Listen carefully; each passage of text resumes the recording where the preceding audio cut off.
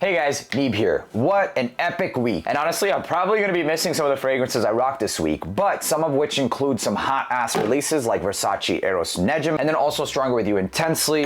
But the reason why I wore this is because of this fragrance right here, Hypnotic Amber. So let's go ahead and talk about and rate the fragrances that I wore this week. So one of the first ones that I wore this week, and fresh on my mind obviously, is going to be my fragrances. We're gonna keep these nice, brief, and quick. Carnal Desire is oud, it's sweet, it's jammy raspberry, it does not smell like ombre nomade, and in my opinion it's better, obviously, otherwise I wouldn't have made a fragrance like that. So it's definitely more wearable, more unisex, it's got cotton candy and raspberry, and it does go in a different direction. It's not as dry as something like Oud Marcuja either, but it works. I wore this during the week and I went to work out. It does not work when we're, oh, that just caught my, look at what caught my attention, you guys. It's so random. This right here, what is it? This is like orb of source, like what fragrance is releasing next year? Okay, no, it's just a moon. I bought this from like Five Below and it changed its color. Pretty damn weird. Okay, moving on. So this is a oud fragrance basically, and it lasts all day. It's very, very strong, and it doesn't work at the gym. Tried to make it work, but it doesn't work at the gym. It's very loud and it's gonna get attention. If you like incensey or oudi fragrances, you're gonna love this one. Also, Royal Taboo. This seems to be a bit more of the people's favorite that are not into intense fragrances. So if you're into intense, this is gonna scratch that itch and some. If you're into more silky smooth, this is gonna be that, but it's not just silky smooth or creamy by any means. It's a naturalistic take on tobacco. It doesn't smell like cigarettes, no ashtrays, nothing like that. Tobacco, cinnamon, and some kind of cashmere vibe. That's usually coming from, or that is coming from the heliotrope and the jasmine in here. If I had to use two florals and stick to for the rest of my life, it would be jasmine and iris. With this one, I tried a combination of iris. It didn't work, and then we just injected it with some jasmine. So there you have it. These are the two that I rocked. If I had to rate both of these, for me, Carnal Desire is a 10. For Royal Taboo, I'd give it like a 9.25. I really enjoy it, but the Carnal Desire is just that next level up. So beautiful. In its realm, in terms of like tobacco fragrances, I think it's one of the best. And I'm not just talking about for cheapies, I'm talking in general. If I compare it to a lot of the other fragrances I have that does tobacco, this one definitely takes center stage amongst a lot of them. But the one thing that is important to note with this is it has a lot of resins as well. So it's warm and ambery with a naturalistic style sweetness coming from myrrh. So moving on to the next one is one that I got my nose on while coming back from the duty free, and I was hyped. I was stoked about this one, and a lot of people were too. It's Versace Eros Najim, and Najim means star. So Versace Eros Star. It's a duty free exclusive to Dubai, so you can only get this right now at the duty free airport in Dubai. Strange, I know, but it just makes it seem like Versace maybe was, you know, kind of taking a leap of faith on this one, and they didn't have too much faith in it, so they left it restricted or limited to that, and to see how the responses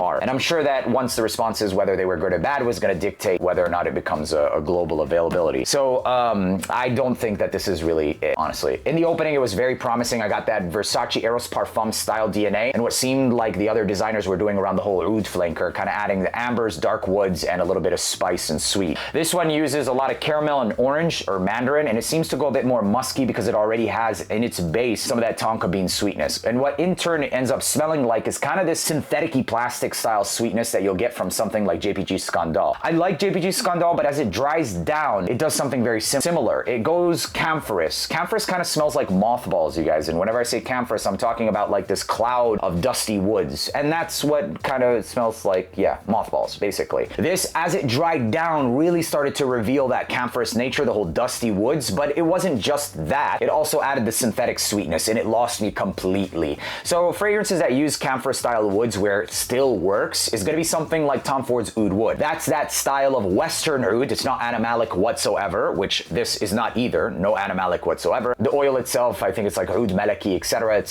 synthetic. It has maybe, if you're lucky, like 0.1% of oud. That's not animalic by any means. But like I was saying, it gives you that hazy, you know, mothball style effect, but it still works. It smells good in that one. It's got enough density in the woods. It also has a decent amount of cardamom contributing to that whole spice vibe.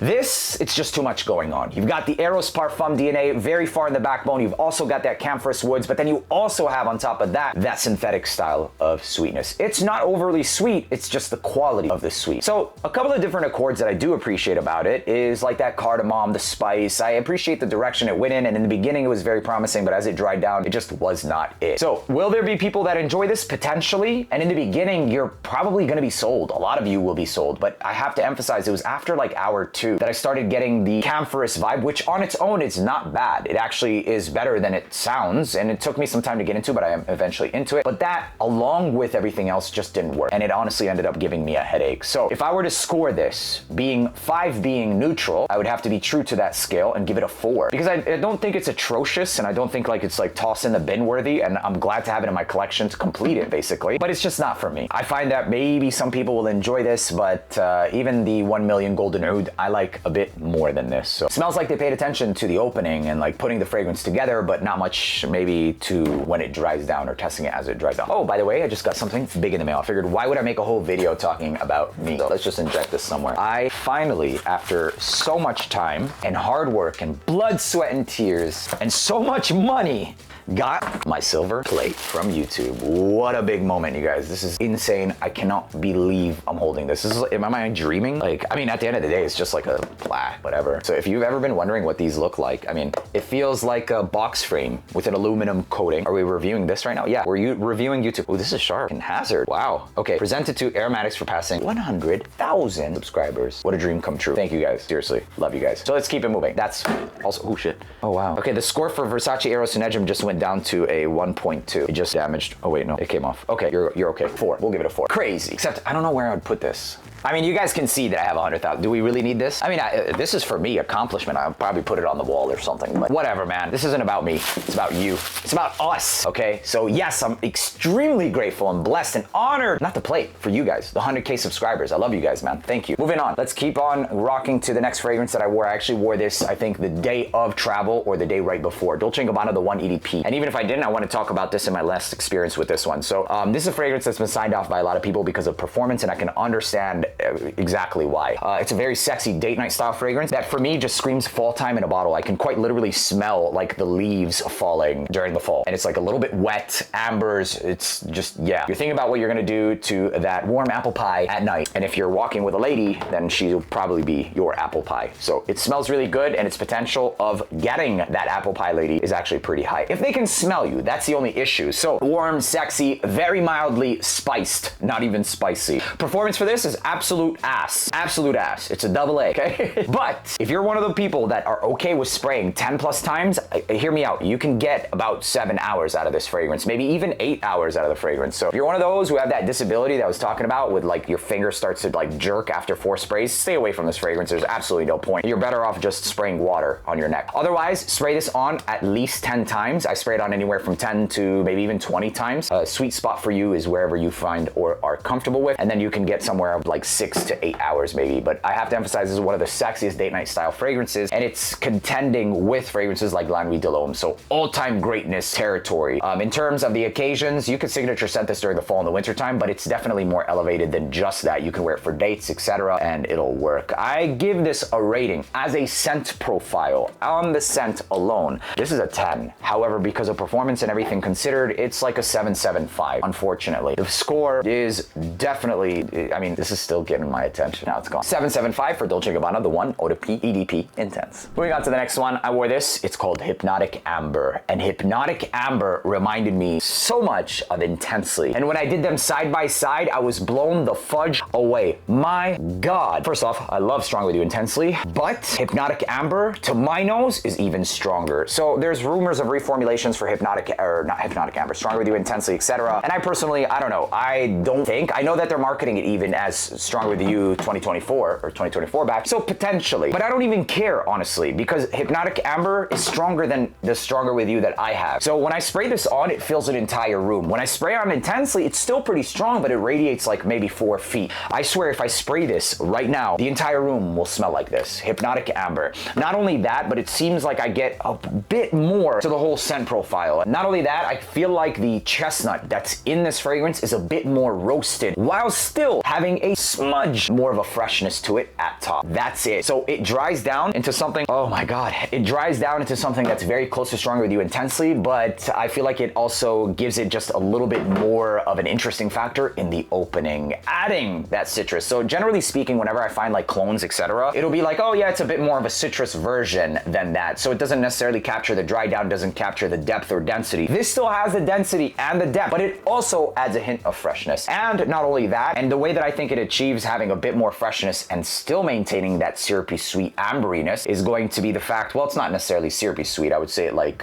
nutty sweet amberiness, is the fact that the chestnut in here seems more roasted. So they kind of balance each other out. So overall, if I had to pick one, Hypnotic Amber, honestly. Scent profile, I mean, both of them are great. Ultimately, if you want Stronger With You Intensely, get it. But for me, I like Hypnotic Amber more. Doesn't mean that I wouldn't have Stronger With You Intensely. I still do have it, but if I really want to scream, project, and last, is what I'm getting. So it's almost really hard to not like it. More performance, louder, yeah, Hypnotic Amber. Overall score for this one, this is an easy 10. This is an easy 10 out of 10. Moving on to the next fragrance. This is called Spirit of Dubai Turath. Turath is this sugary oudi fragrance with what seems like dried fruits, this undertone of a gourmand aspect coming from maybe that combination of dried fruits with sugar, saffron, and oud. Kind of reminds me of Arabian's Tonka, but a bit more of a gourmand aspect. Maybe if you took something like Arabian's Tonka and Vertus Vanilla Oud, you'd end up with something like this. So a bit more ambery and more Middle Eastern than Arabian's Tonka. Arabian's Tonka is very sparkling, effervescent. This still gives you that sugary quality while also giving you that vanilla cream style vibe. So it's kind of like if Arabian's Tonka had a baby with By the Fireplace, or if Arabian's Tonka had a baby with Vanilla Oud. So you get the overall vibe. It's a very sexy fragrance. Its longevity was decent. I'll say it's above average, but its projection really wasn't the best. So I sprayed this on about 8 times and I got a total longevity of around 8.5, 9 hours. It smells fantastic and compliment worthy, but the projection was around 1.5 hours and then it kind of just, you know, settles down. For the price of retail, $400, I would say it's not worth it for me personally, but you can get this at Max Aroma or find it wherever it's cheapest. Check the links down in the description for all of these where you can get it the cheapest, but ultimately at around $200-250, I mean, okay, the quality does shine. You know, I have no problem buying clones and originals if the quality is what you're paying for, basically. And I'll admit that Spirit of Dubai does give you pretty damn good quality. So overall score for this one, the scent profile is really good. It's nothing that brand new, but the fragrance itself came out quite some time ago. So I'd give it an overall score of probably like a 7.9. I almost want to say 8, but 7.9 I think is fair. Its cousin, Bahama, that's a different story. That's like a 9.5 to a 10 out of 10. More animalistic, more ambery, more raunchy. Moving on to the next one that I wore is called Sahari by Dar Alteeb. The notes of the fragrance indicate a lot of florals. There's agarwood, oud, sandalwood, but basically what I get with this one is kind of this floral dominant, a lot of jasmine and rose, along with this musky and powdery wood style dry down. So the notes actually include like coconut, bergamot, jasmine. There's a pretty hefty dose of jasmine in here. I don't personally detect too much of, well, actually now that I smell it, it doesn't seem like coconut on its own, but it kind of just seems like it's a supporting note to the jasmine. With jasmine florals, you'll get like this musky white vibe, white floral vibe, and the coconut and jasmine kind of play hand in hand, giving more of a creamy vibe to the jasmine in totality. There's also a bunch more white florals that's just listed as white florals. Basically, that's what this is summarized to. Clean, white floral, musky, and even slightly powdered sandalwood as it dries down. It does say that it has a note of oud, and I can absolutely sense it. You have to like oud fragrances, but it's nothing too animalistic. It just seems like more of like this white floral, musky undertone of oud fragrance. So with that being said, you absolutely gotta like oud. Otherwise, I mean, it's just not gonna hit. In its core, it has oud. For me, I mean, like when a fragrance is core centered around oud, I kind of just block out the oud and focus on everything else around it. Because for me, it's very familiar. So I have to emphasize that although it didn't seem like I was emphasizing on the oud, you might not enjoy this if you don't like oud. But if you're like me and you have a taste for oud, you're gonna just smell everything else around it because the oud is kind of like the afterthought to this fragrance. The bottle presentation though is stunning. It's gorgeous. Frosted clear. You can see it. It's a magnetic cap, and I definitely would not carry by the cap, and the atomizer for this is pretty dang big. So there you have it, Dar Alteeb Sahari. It's, I think, one of the favorites of people, but for me, it was okay. If I had to rate this, I'd give it like a 6. It's not bad. I mean, I favor it over, now that I smell it in the air, it's like a 5.7. 5.7. I probably wouldn't wear this again. I won't wear this again. I don't dislike it. I just don't hate it, but I'm also like slightly for it. But the bottle presentation, it's everything. And I think just for the collection's sake, it looks really good. But is that enough for you to buy a fragrance? That's up to you. Last but not least, this is from Gissah Perfumes, and this is called La Luna. La Luna, I'm probably gonna end up getting in a big bottle, but truth be told, I mean, I have so many fragrances, am I ever gonna wear through this? Probably not. But it does have a scent profile that I enjoy significantly. If you like fragrances like Terroni by Orto Parisi, you should check this one out. It's a more unisex version of something like that. It adds candied raspberry, it also adds cotton candy, etc. I mean, I doubt that they actually added those notes, but it could potentially be like a blend of Terroni meets like Invictus Aqua or something like that. It just seems to still have that earthy, wet nature fragrance that I personally think is it's definitely more masculine, but this turns it into something way more unisex. I think that this on a woman will smell so sexy. I don't actually think that they blended it with Invictus or Invictus Aqua, obviously, but it does seem like a more candied, floral, fruity version of something like Teroni. More mass appealing. I love it. If you like patchouli musk fragrances, you're gonna love this one. If you like earthy patchouli fragrances, you need to get your nose on this. La Luna is actually really good. So this small thing, you'll probably run through it pretty quickly because the atomizer, although the bottle looks small, it's pretty long and it dispenses a shit ton of juice. I mean, that's pretty average actually, but more average than you would expect from a bottle like this. La Luna, I would classify as earthy, musky, patchouli, and maybe hints sweet. Very sexy. Ladies, if you like raunchy, you need to get this. Seriously. Performance for this is okay. The first 4 hours, it's present, and then it just lasts up until hour 8. So I sprayed this on like crazy. It doesn't have the longest longevity. No. Don't be fooled by its like enormous presence in the beginning. And that's kind of what they do with the whole big atomizer. It dispenses a crap ton of juice, and they get away with being able to maybe either A, use less concentration and make you think that it's really performing, but you're really just showering in it. Nevertheless, it still performs decently, lasting up to 8 hours, but the projection is really nice for the first 2 hours, and that's what matters. I mean, after 8 hours, your day is over. So pairing this with bahur, with incense, and then spraying this on top, it's a match made in heaven. Ladies, I cannot emphasize how sexy this would be on you if you like raunchy fragrances. And gentlemen, if you like Teroni and you want it more candy, this is a really good one. Maybe potentially, it's like Teroni meets maybe a hint of flamenco, but I don't really get too much of the rose. You get the idea. My final score on this one, I would give it like an 8.8. Let's give it an 8.8. That's kind of what I'm comfortable. I know odd, weird numbers, but it is what it is, okay? 8.8, La Luna. It's really good. I wouldn't say it's better than their like show-stopping fragrances like Imperial Valley, but aside from that, it absolutely deserves it. For the occasions for this, obviously gonna keep it for the fall and the winter time. If you wanna wear it during the spring and the summer, you can, but I just wouldn't recommend spraying it too many sprays. You can wear anything in the spring and summer, any season, but the sprays will vary and matter. So for this, if you wanted to wear it during the warmer weather, I would say don't spray it more than like 4 times. But if you wanted to wear it all season around, I got away with spraying it 8 to 14 times, and it is what it is. So there you have it, ladies and gentlemen, fragrances you've heard about, fragrances you might not have, and just revisiting a couple of oldies but goodies. Hope you guys enjoyed watching this video. My name's Neeb. Thank you for tuning back into AROMATIX, and I'll see you in the next one. Peace.